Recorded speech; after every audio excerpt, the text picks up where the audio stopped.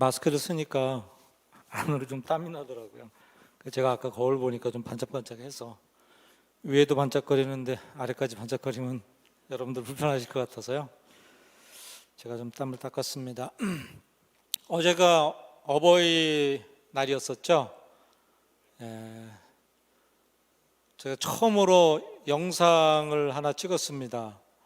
저희 아버님이 지금 요양원에 계시는데 요양원에서 연락이 왔어요. 어버이날 행사를 하는데 자녀분들 중에 한 분이 좀 감사 영상을 찍어서 주시면 좋겠다. 그러면 저희가 행사할 때 사용할 수 있을 것 같다고 이렇게 요청을 했어요. 그래서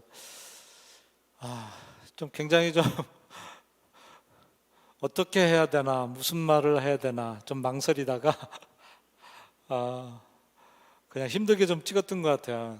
사실 아버지한테 힘들게 영상을 찍어서는 안 되잖아요. 너무 자연스럽게 즐겁게 이렇게 기쁘게 해야 되는데 그러지 못하는 저 자신을 보면서 조금 마음이 좀 무거워지는 시간이 됐습니다.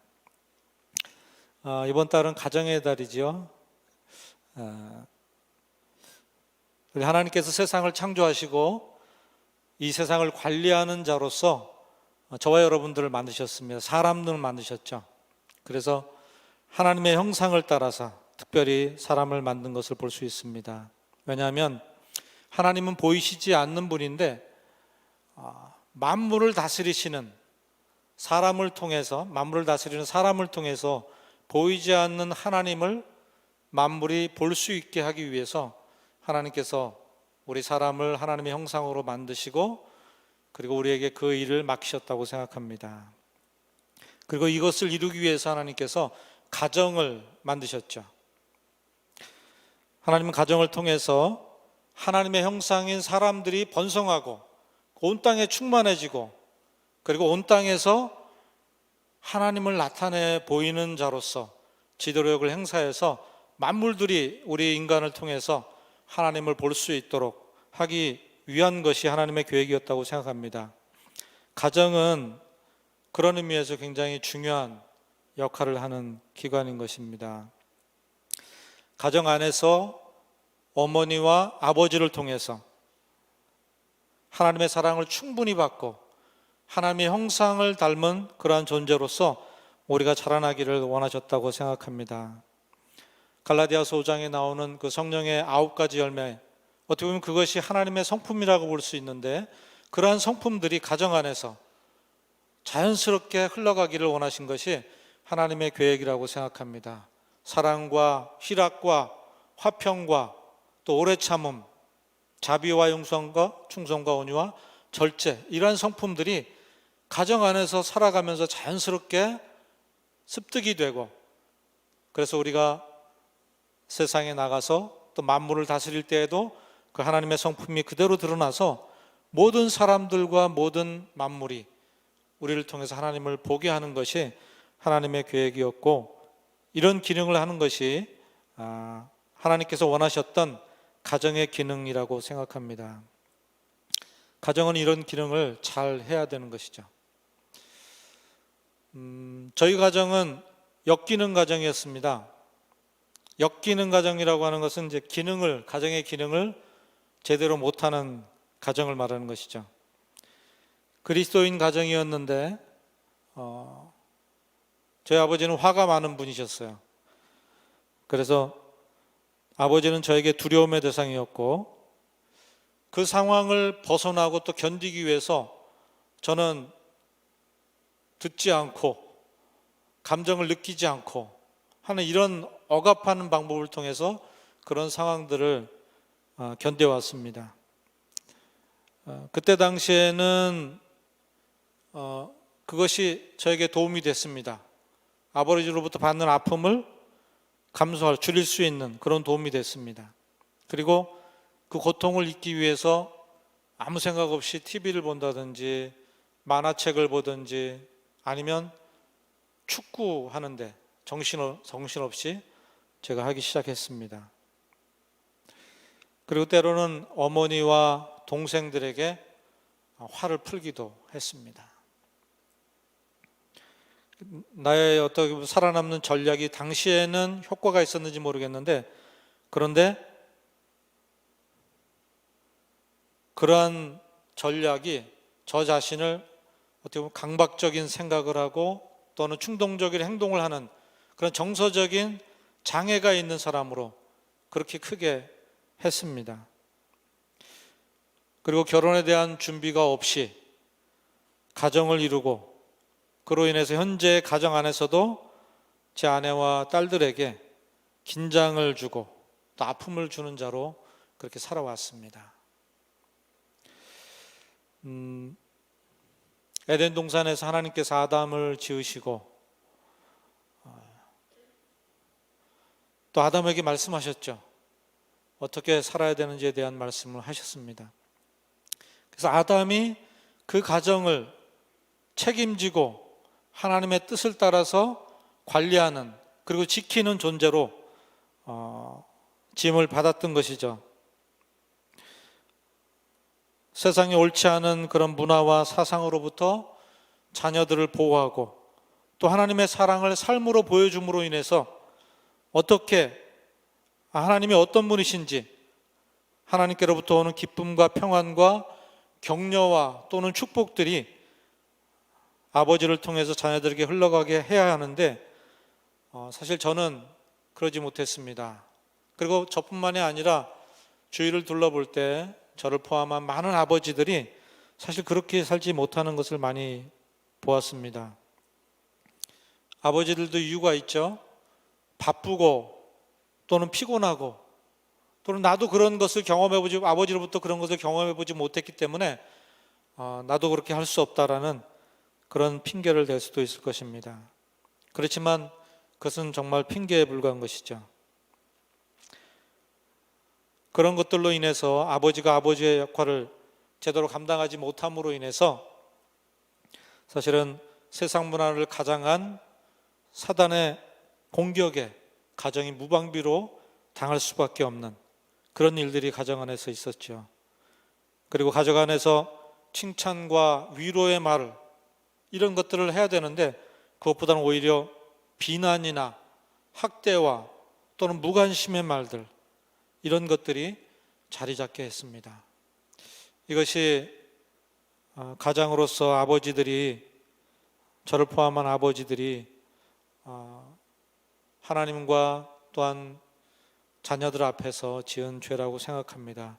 그래서 사실은 제가 개인적으로도 하나님께 회개했지만 또 여러분들 앞에서도 회개하고 싶습니다. 그리고 또한 가정의 부모를 대표로 할 수는 없지만, 모든 가정의 부모를 제가 대표로 할 수는 없지만 한 가정의 아버지의 입장에서 저희 가족과 또 청년 여러분들에게 용서를 구하고 싶습니다. 제가 아버지로서 잘못했습니다. 그리고 아버지인 저희들이 자녀들인 여러분들에게 정말 큰 잘못을 범했습니다. 여러분 용서해 주시길 바랍니다.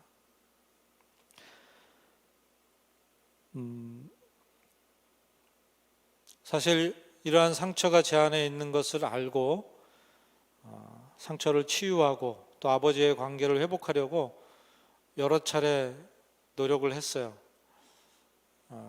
아버지 앞에 직접 가지는 못하고 하나님 앞에서 당시의 일들을 기억하고, 그리고 뭐 하나님 어떤 때는 아버지를 막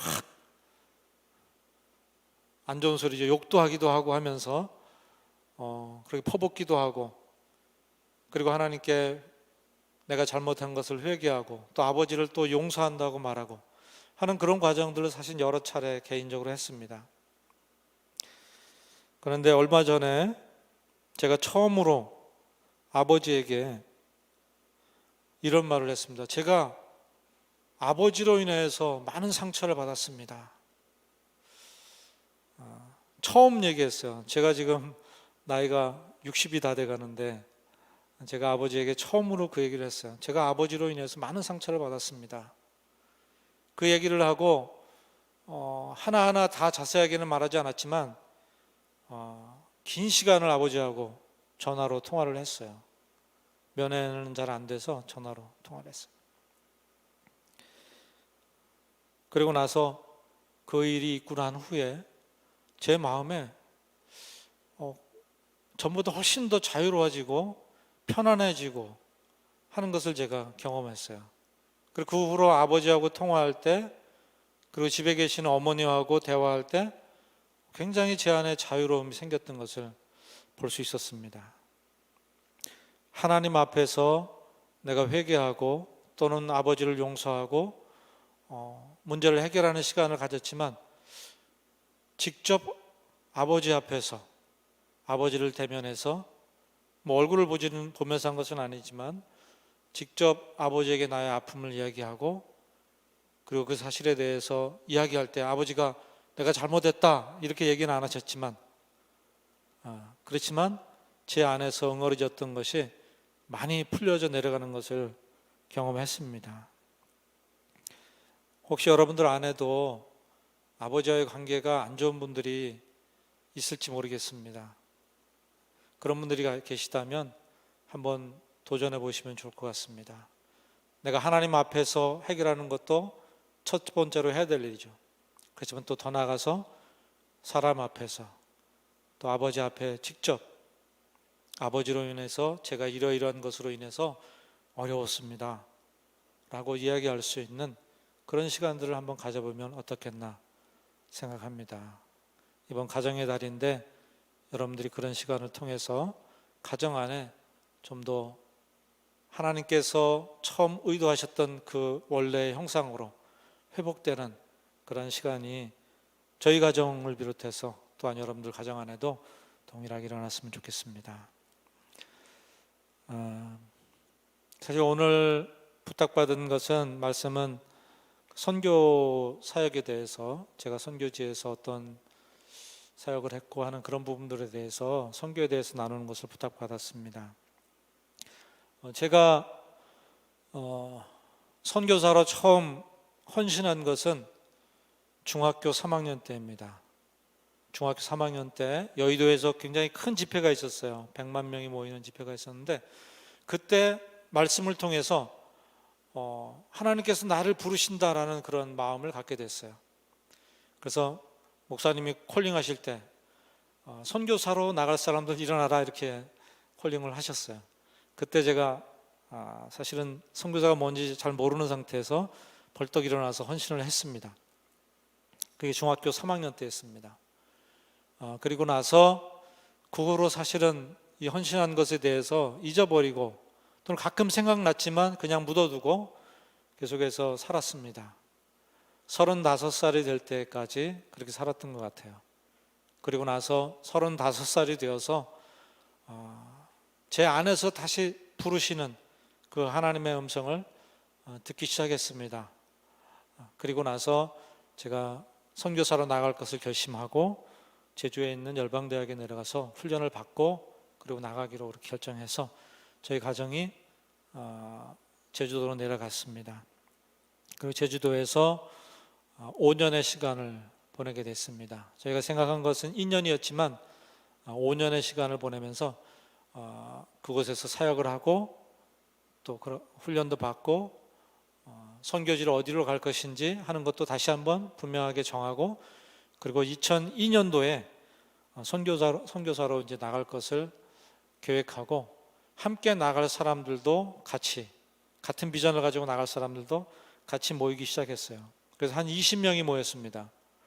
그래서 정말 대규모로 한 지역을 타겟해서 나가서 그곳에서 시작하는 것으로 계획을 하고 1년 이상을 저희가 준비하면서 모임을 가졌습니다. 그런데 그 일이 갑자기 가로막히게 됐어요. 못 나가게 됐어요. 왜 리더로부터 할 수 없다, 나아갈 수 없다라는 그런 말을 듣게 됐습니다. 사실 그 전부터, 처음부터 제가 그것을 준비하면서부터 리더와 커뮤니케이션을 하고 충분히 했다고 생각했는데 갑자기 그런 일이 생겼어요. 그래서 참 마음에 굉장히 상심을 하게 되고, 그때 당시에는 잘 몰랐는데 나중에 보니까 그런 것 같아요. 제가 크게 낙심하고 이제 해외로 나가는 선교사로서는 나의 부르심이 아닌가 보다 라고 선교의 일을 접었습니다. 그리고 열방대학에서 장기적으로 이제 사역을 계속 하기 시작했습니다. 그런데 2008년도, 2009년도가 지나면서 제 마음에 또 요동이 치기 시작했어요. 열방대학에서 아체 프로젝트라고 해서 인도네시아에 아체라고 하는 지역이 있습니다. 자치주인데 제주도처럼 자치주예요. 거기 인구가 한 430만 정도 되는 그런 그 자치주인데 거기 자치주와 그 안에 있는 국립대학 하나와 저 열방대학이 MOU를 맺었어요. 자매결연을 맺었어요. 그리고 같이 교류하는 것으로. 근데 그 아체는 어떤 곳이냐면 2004년도에 쓰나미가 크게 났습니다. 그래서 전 세계에 알려진 곳인데 쓰나미가 얼마나 크게 났냐면 20만 명이 죽을 정도로 큰 쓰나미였어요. 전 세계적으로 유례가 없는 큰 쓰나미가 그곳에 있었습니다. 쓰나미는 이제 바다 가운데에서 지진이 일어나고 그 지진의 여파로 인해서 바닷물이 육지로 쓸려 나오는 그런 현상이에요. 그래서 10m, 20m 높이로 육지를 다 덮었어요. 그래서 20만 명 이상이 숨지는 엄청난 피해를 받았고 그것을 계기로 해서 전 세계에 알려지게 됐습니다. 근데 이 아체는 인도네시아가 85%가 무슬림인데 아체는 99.9%가 무슬림, 그것도 강경 무슬림입니다. 지금도 샤리아법이라고 해서 중동에서 시행되고 있는 무슬림 종교법이에요. 이것은 어떻게 보면 우리나라 헌법이 있으면 헌법 위에 있는 법이라고 할 수 있습니다. 종교법이지만. 근데 이 아체는 그런 무슬림 종교법인 샤리아법이 시행되고 있는 곳입니다. 지금도. 그래서 태형을 가하기도 하고 하는 그런 곳이에요. 그런데 거기서 열방대학이 기독교 대학이라는 것을 아는데 그럼에도 불구하고 자매결연을 맺었어요. 그리고 그것이 이제 저희가 부르기로 아체 프로젝트라고 했는데 그러면서 하나님이 저에게 비전을 주시고 그 아체 땅이 하나님께로 돌아올 것에 대한 그런 마음들을 주시기 시작했습니다. 그리고 그 사역을 하면서 제 안에 또 다시 이 선교에 대한 비전이 일어났습니다. 그래서 선교사로 다시 헌신하기로 하고 저희 가족들과 같이 나누고 가족들과 기도하면서 그러면 우리가 어디로 가는 게 좋을까? 사실은 제 마음 안에는 인도네시아로 나가는 것에 대한 마음이 굳어져 있는 상태였지만 그래도 제가 혼자 가는 것이 아니기 때문에 가족들과 같이 나누고 가족들이 함께 기도하는 시간을 가졌습니다. 그러면서 아이들도 무슨 섬들을 봤다고 하고 별을 보고 뭐 이렇게 하면서 어린아이도 있고 그랬었는데 그러면서 우리가 말씀도 듣고 하면서 우리가 어디로 갈 것인가를 결정하게 됐는데 그것이 인도네시아였습니다. 그리고 아체를 타겟하지만 아체로 직접 들어가지는 않고 아체 옆에 있는 메단이라고 하는 도시가 있는데 그 도시로 들어가서 그 도시에서 메단을 위한 사역과 또 아체를 위한 사역을 병행해서 하는 것으로 그렇게 결정하고 2011년도에 49살의 나이에 선교지로 나가게 됐습니다. 49살이면 굉장히 늙은 거죠. 예, 그때서야 이제 나가게 됐어요. 하나님께서 중학교 3학년 때 부르셨는데 49살이 되어서 그때서 선교지로 나가게 됐습니다. 사실 제 안에 좀 두려움이 있었습니다. 지금 이 나이에 나아가서 언어를 제대로 배울 수 있을 것인가? 그 나라 문화에 적응할 수 있을 것인가? 또 어떤 사역을 내가 할 수 있을까? 한국에서도 어려운데 외국에 나가서 무엇을 할 수 있을까 하는 두려움이 있었습니다. 그래서 하나님께 기도하면서 하나님, 선교사가 뭔가요? 도대체 선교사가 뭔가요? 이런 질문을 가지고 기도할 때 하나님이 갑자기 제 마음 안에 고정간첩이다 이런 마음을 주셨어요. 고정간첩이 뭔지 여러분 혹시 아시나요? 우리나라는 분단 국가이기 때문에 잘 알죠. 지금도 아마 우리 남한에 북한에서 내려온 그런 고정간첩들이 아마 있을 거라고 생각이 들어요. 고정간첩이 뭔가 했을 때 첫 번째로 가장 우선적이고 중요한 게 내가 파송받은 지역에 잘 정착해서 살아가는 것, 그것이더라고요. 거기서 잘 정착해서 사는 것, 그것이 제일 중요한 일이더라고요. 그래서 그걸 생각하니까 좀 마음에 안심이 됐어요. 내가 뭐 특별히 뭘 하려고 그럴 것이 아니라 그냥 하나님이 가라고 한 지역에 나가서 거기서 잘 살면 되겠구나. 그런 마음을 갖게 되니까 굉장히 마음이 편해졌습니다. 그리고 몇 가지를 정리해 봤습니다. 그러면 이 고정간첩이 나가서 하는 일이 무엇인가? 첫 번째로는 정보를 본국에 제공하는 거더라고요. 그러니까 그 땅의 정보들을 잘 수집해서 중요한 것이 무엇이고 또 그래서 무엇을 위해서 기도해야 되는지 하는 정보들을 잘 수집하고 그래서 그것을 본국에 보내서 본국에서 화력을 거기에 집중할 수 있도록, 화력은 기도죠. 네. 기도를 통해서 하나님이 그 땅 가운데 일하실 수 있도록 하는 것이 선교사의 첫 번째 임무라는 것을 제가 깨닫게 됐어요. 그래서 제가 적어놨습니다. 그래서 2달에 한 번씩은, 적어도 2달에 한 번은, 너무 자주 하면은 좀, 저도 기도 편지를 많이 받아보니까 너무 자주 오면 그것도 좀 어렵더라고요. 그래서 2달에 한 번, 아니면 3달에 한 번은 꼭 기도 편지를 써서 나를 알고 나를 후원하고 나를 위해서 기도하는 그분들에게 이 땅의 정보들을 알려주고 그분들이 이 땅을 위해서 기도할 수 있도록 하자. 이것이 첫 번째였었고, 두 번째로는 무슨 일을 하는가 봤더니 그 지역에 나가서 그 땅에 있는 중요한 사람들을 포섭하는 일이에요. 그 땅의 중요한 사람들. 그래서 그 사람들을 내 편으로 만들고 양육하고 그래서 그 땅에 영향력을 끼치는 사람들로 세워나가는 것, 그것이 고정간첩이 하는 중요한 일 중에 하나였습니다. 그래서 그것을 우리말로 한다면 전도하는 거죠. 중요한 사람들을 만나서, 하나님 붙여준 사람을 만나서 전도하고 그 사람들을 그리스도의 제자로 양육하고 그래서 그 사람들이 다른 사람들에게, 그 나라 사람들에게 복음을 전하고 할 수 있는 단계로 나가도록 하는 것, 전도하고 훈련하는 사역. 그래서 두 번째로 적었습니다. 그 다음에 무엇이 있을까 보니까 특별한 일을 위해서 사람들을 부르고 그리고 그 사람들을 통해서 그 특별한 일을 이루는 것, 우리가 많이 하고 있는 거죠. 단기 선교팀입니다. 그러니까 어떠한 목적을 위해서, 예를 들어서 최근이라면 몇 년, 제가 나온 지가 몇 년이 됐으니까 그런 팀들이 왔었는데 아산에 아산병원 여러분 아시죠? 현대 아산병원에서 저희가 살고 있는 메단 지역에 화산 분출로 인해서 굉장히 어려운 분들이 많이 계셔요.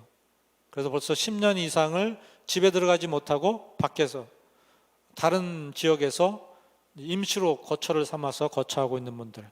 그래서 굉장히 환자들도 많고 그런 질병들이 많이 있는데 그런 목적을 위해서 그 아산병원에 선교팀이 한 30-40명씩 왔어요. 벌써 한 4번, 5번.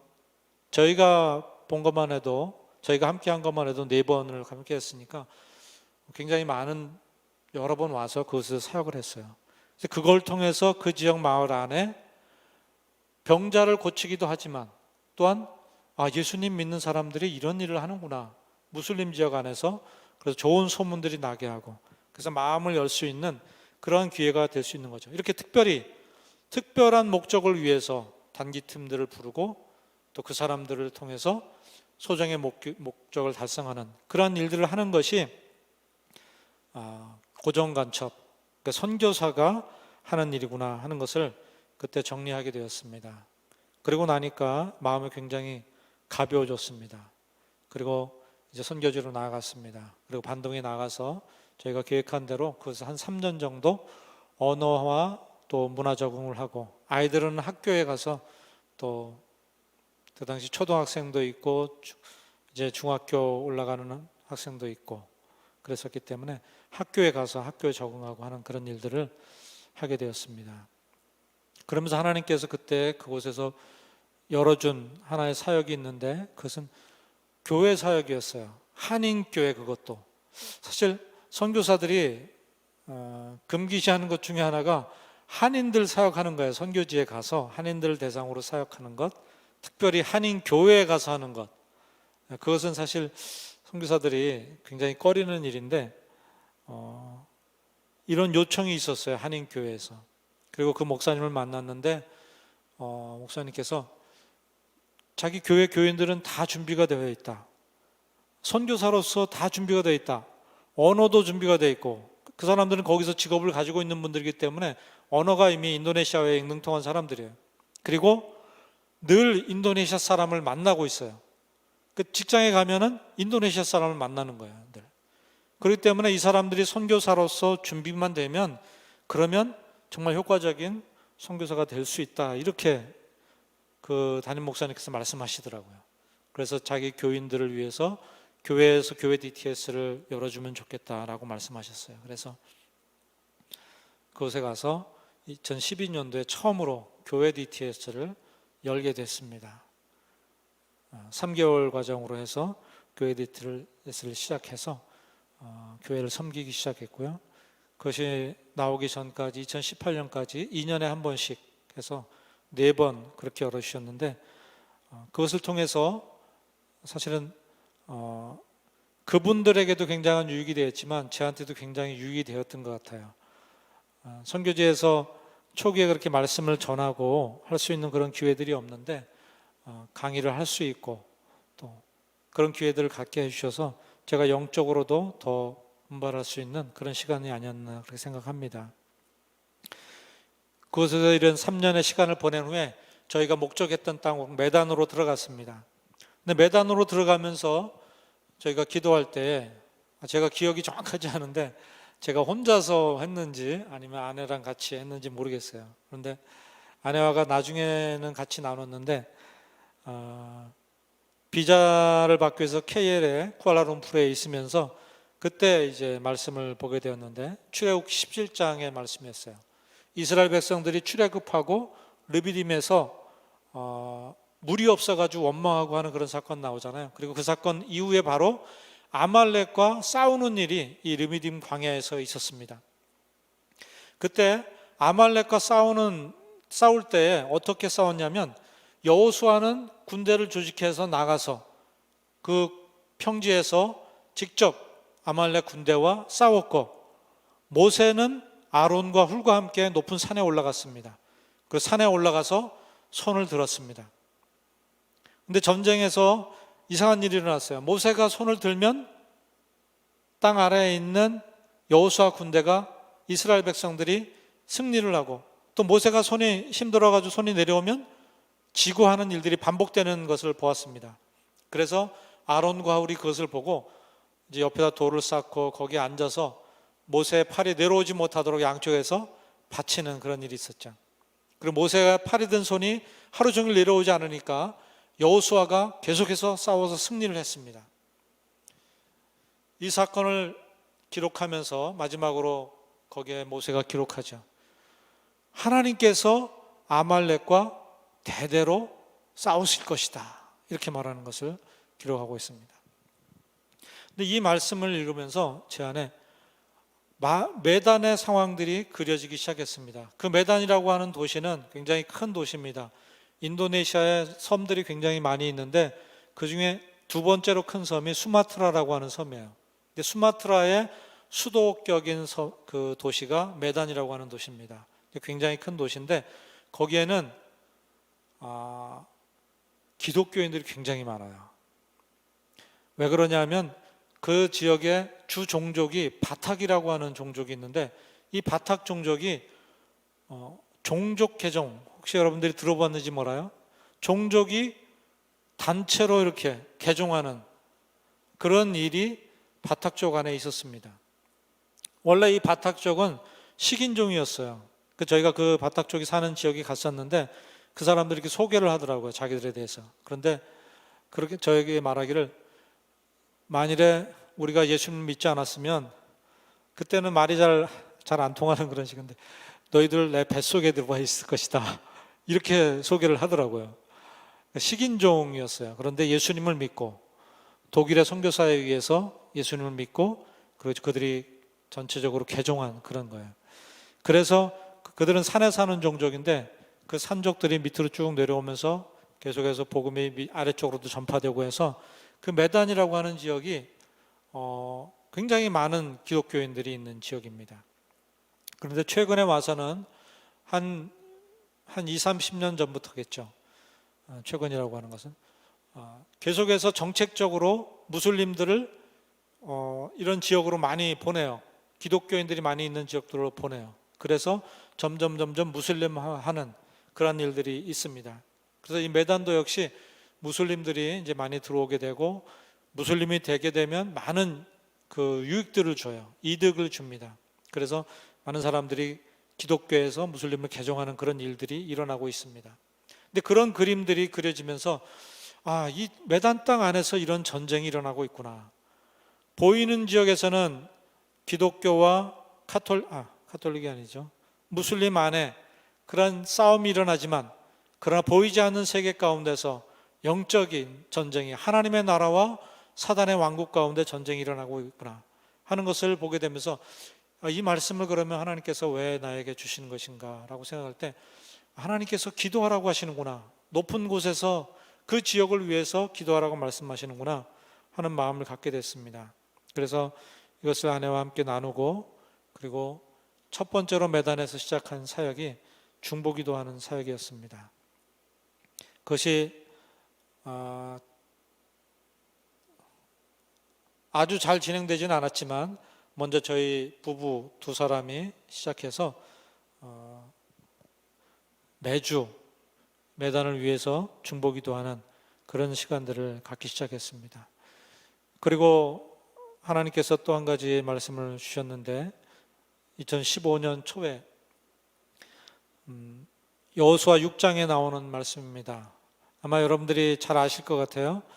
이스라엘 백성이 하나님이 약속하신 땅 가나안 땅에 들어가기 위해서 요단강을 건너갔죠. 그리고 첫 번째로 만난 성이 여리고성입니다. 근데 여리고성은 당시에는 난공불락의 성이었습니다. 그래서 고고학자들의 발견에 의하면은 탱크가 성벽 위로 쌍방향으로 이렇게 왕복으로 다닐 수 있을 정도로 폭이 넓었고 그리고 견고했다라고 이렇게 말합니다. 그런데 그 성을 이스라엘 백성들이 점령하는 그런 장면이 6장에 나옵니다. 근데 하나님께서 참 이상한 방법으로 그 성을 점령하게 하십니다. 여호수아에게 하나님 말씀하시기를 백성들을 이끌고 제사장을 앞장세워서 그 성을 매일 하루에 한 번씩 돌라고 말씀하시죠. 그 6일 동안 6번 돌고 7일째 7바퀴를 돌면 7일째 되는 날은 7바퀴를 돌게 되면 그리고 마지막에 제사장들이 나팔을 불 때에 함성을 지르면 그러면 그 성이 무너질 것이라고 그렇게 말씀하십니다. 그리고 여호수아가 그 말씀대로 순종해서 제사장을 앞세워서 그 성을 돌기 시작했죠.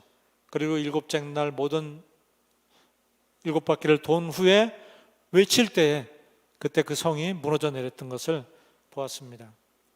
이것은 너무나 잘 아는 말씀이죠. 그런데 이 말씀을 볼 때에 하나님께서 아체 땅에 대해서 그런 말씀을 주셨다는 마음을 제가 갖게 됐어요.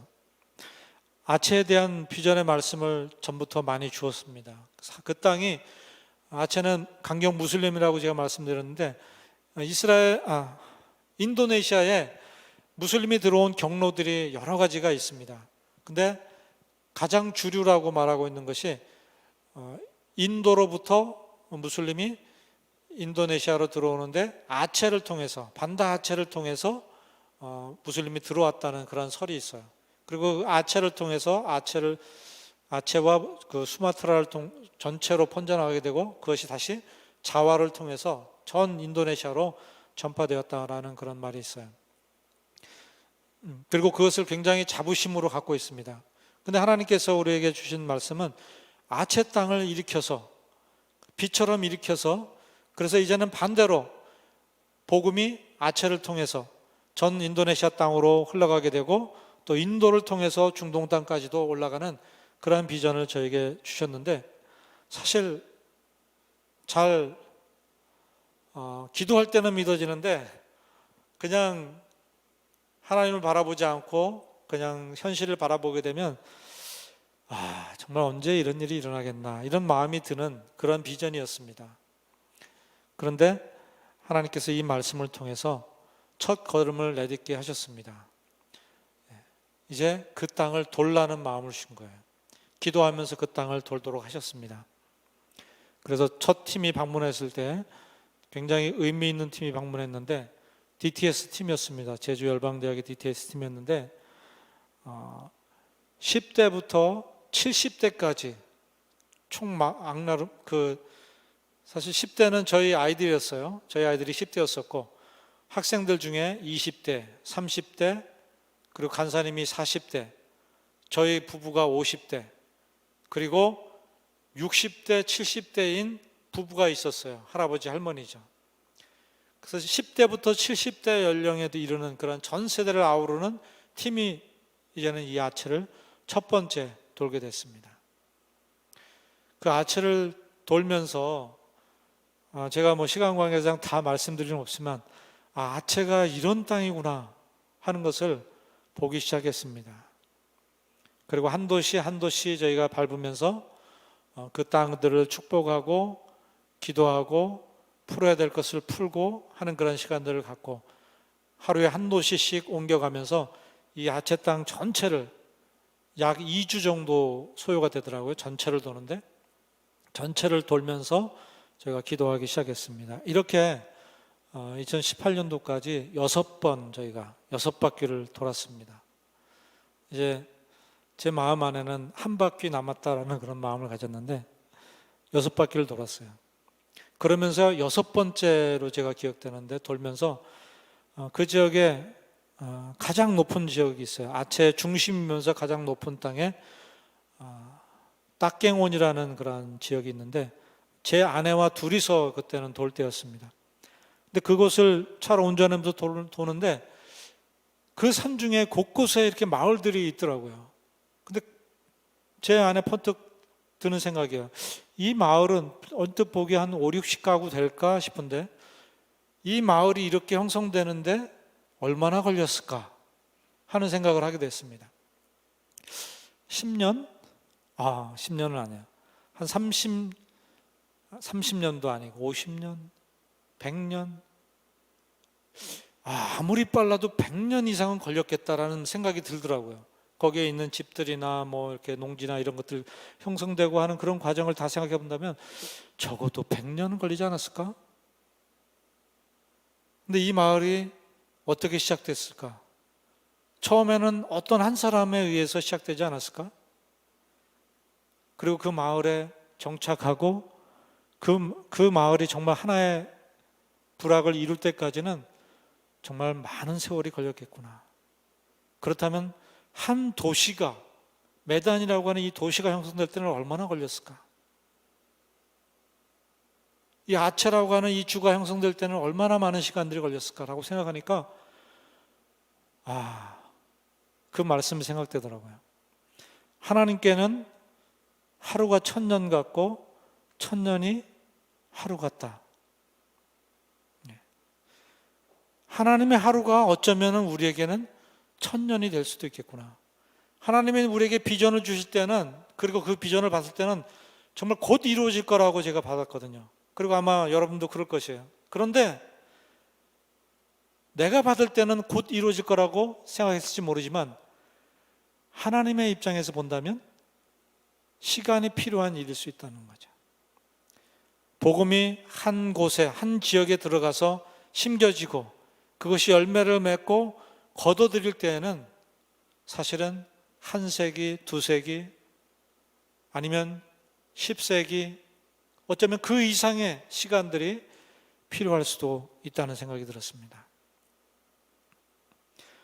그러면서 하나님의 부르심과 나의 응답, 그리고 하나님께서 주시는 비전과 그것이 성취되는 것은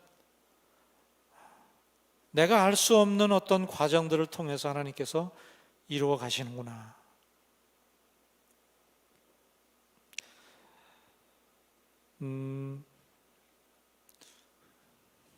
제가 굉장히 말이 늦은 편이죠.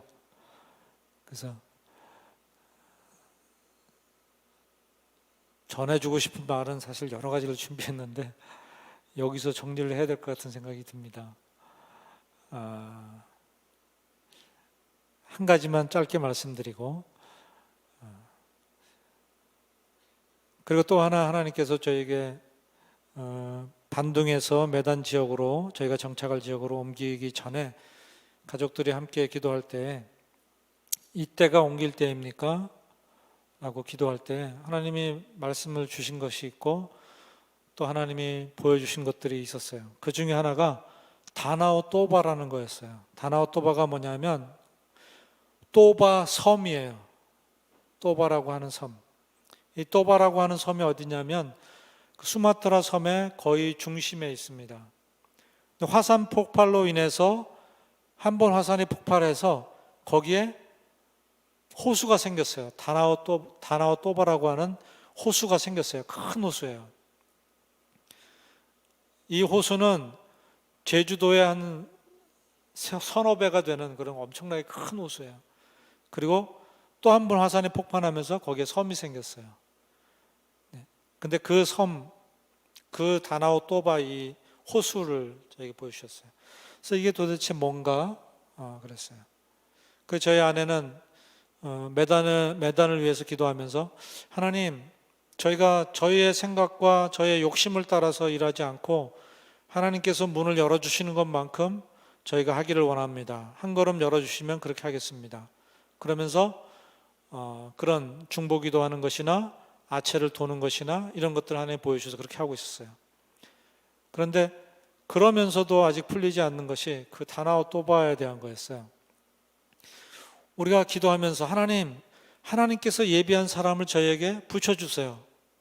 현지인, 정말 하나님 뜻에 합한 사람, 저에게 붙여주시는 그 한 사람을 보내주세요. 이런 마음을 계속 가지고 있었는데 그게 2년 만에 2017년도에 거의 2년 만에 한 사람을 만나게 되었습니다. 어떤 사람의 소개로 한 자매, 싱글 자매를 30도 안 된 그런 어린 자매를 만났습니다. 그 자매와 교제하다가 보니까 이 사람이 바탁 쪽인 거예요. 근데 바탁 쪽이 어디냐면 바로 그 다나오 또바에, 바탁 쪽 중에서도 또바족이 있는데 바로 이 사람이에요. 그러면서 그 말씀, 그때 주셨던 그것이 생각났습니다. 하나님께서 다나오 또바를 말씀하신 게 이 친구를 만나도록 하기 위한 건가 보다.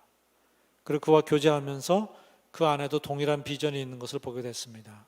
그 친구는 필리핀에서 선교사로 사역하고 있었어요. 인도네시아 그 메단 사람이에요. 근데 필리핀에 선교사로 사역하고 있던 사람인데 잠깐 어머니가 편찮으셔서 잠깐 들어왔다가 만나게 된 거였어요. 그리고 그것이 계기가 되어서 그 자매와 같이 기도를 시작하고 그리고 그 땅에 이 메단의 YM 베이스가 시작되게 됐습니다. 그리고 나서 2008년 1월에 특별한 방법으로 하나님이 건물을 임대하게 해주시고 정말 하나님이 예비하셨던 건물이라는 것을 우리가 확인할 수 있는 그런 방법으로 건물을 찾고 임대하게 하시고 거기에다가 방들을 꾸미고 또 강의실을 만들고 그렇게 시작을 했습니다. 그리고 나서 현지인 사역자들이 생기게 되고 2019년 저희가 안식년으로 나오기 한 달 전에 그곳에서 DTS 예수제자 훈련학교가 첫 번째 훈련학교가 시작되었습니다. 그리고 작년에 두 번째 학교를 하고 올해 세 번째 학교를 시작한다고 이렇게 연락을 받았습니다. 그리고 그 베이스에서 저희는 없지만 처음부터 사실 그 친구나 저나 누가 리더인지 서로 모르고 그럴 정도로 같이 공동 리더로 그렇게 시작을 했어요. 그 사역자들이 생기고 저희가 떠났지만 전혀 사역에는 전혀 영향이 없고 아주 잘 하고 있습니다. 지금도 훈련 사역과 순회하면서 하는 중보기도 하는 사역과 또 도시의 빈민과 그 다음에 특별히 요즘은 코로나로 인해서 어려움을 겪는 그런 많은 분들이 있는데 그 도시락을 나눠주는 그런 사역이라든지 어린아이를 가르치는 사역들, 이런 사역들을 지금도 잘 진행하고 있다고 소식을 받고 있습니다. 결론적으로 여러분들에게 말씀드리고 싶은 것은, 하나님께서 우리를 부르실 때에는 하나님께서 뭔가 우리에게 맡기고 그 일을 내가 하라 라고 말씀하시는 것이 아니라, 사실은 하나님께서 꿈을 가지고 계시고 그것을 우리에게 보여주시고 그것을 기도하게 하심으로 하나님께서 그 일을 하나님의 때에 하나님의 방법으로 그 일을 행하시는 것을 우리로 보게 하는 것입니다. 그래서 하나님이 어떤 분이신지를 우리로 하여금 더 알아가게 하고자 하는 것이 하나님의 마음이라고 생각합니다. 여러분들도 동일하다고 생각합니다. 한국에 있으면 선교사가 아닌가요? 그렇지 않습니다.